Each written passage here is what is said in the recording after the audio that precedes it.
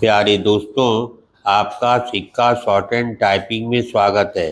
यदि आप चैनल पर नए हैं तो चैनल को सब्सक्राइब कर बेल आइकन को प्रेस करें। डिक्टेशन 5 सेकंड बाद 100 शब्द प्रति मिनट की गति से बोली जाएगी। Ready, start. जन विश्वास विधेयक। लोकसभा के बाद राज्यसभा से भी जन विश्वास संशोधन विधेयक पारित होने से कानून के रूप में उसके अमल का रास्ता साफ हो गया। इसके माध्यम से उस व्यवस्था को विदा देने का जतन किया गया है जिसमें छोटी छोटी गलतियों या सामान्य नियम कानूनों के उल्लंघन पर जेल की सजा का प्राविधान था। अब ऐसा होने पर आर्थिक दंड लगेगा। जन विश्वास विधेयक का मूल उद्देश्य जीवन सुगमता के साथ व्यापार सुगमता को बढ़ावा देना और न्याय व्यवस्था को ज़्यादा मानवीय एवं व्यवहारिक बनाना है। इसी कारण प्रधानमंत्री ने इस विधेयक के पारित होने पर यह आशा व्यक्त की कि इसके जरिए भरोसे पर आधारित व्यवस्था का निर्माण होने के साथ आम नागरिक सशक्त बनेंगे। क्योंकि इस विधेयक के जरिए 79 केंद्रीय कानूनों के 784 प्राविधानों में संशोधन किए गए हैं और 700 से अधिक छोटे अपराधों को अपराध की श्रेणी से बाहर किया गया है। इसलिए मुकदमों का बोझ हटेगा और न्यायिक तंत्र पर दबाव कम होगा।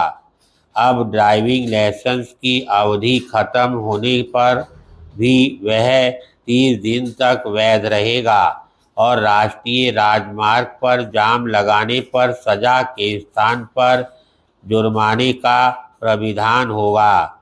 इसी तरह अन्य अनेक मामलों में ऐसा होगा। इनमें से कई मामले कारोबारियों से भी जुड़े हैं।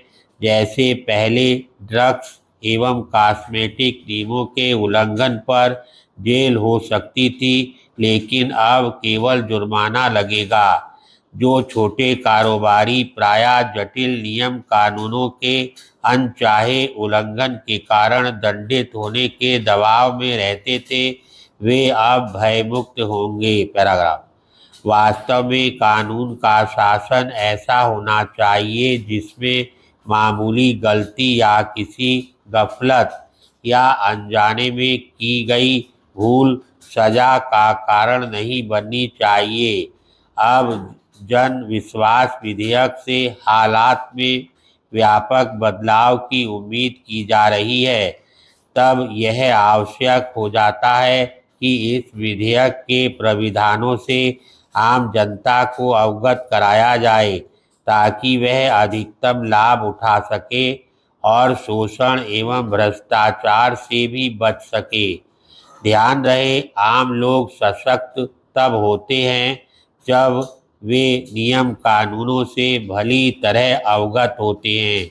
जनता को बदले हुए नियम कानूनों से परिचित कराने का काम सरकार को करना चाहिए।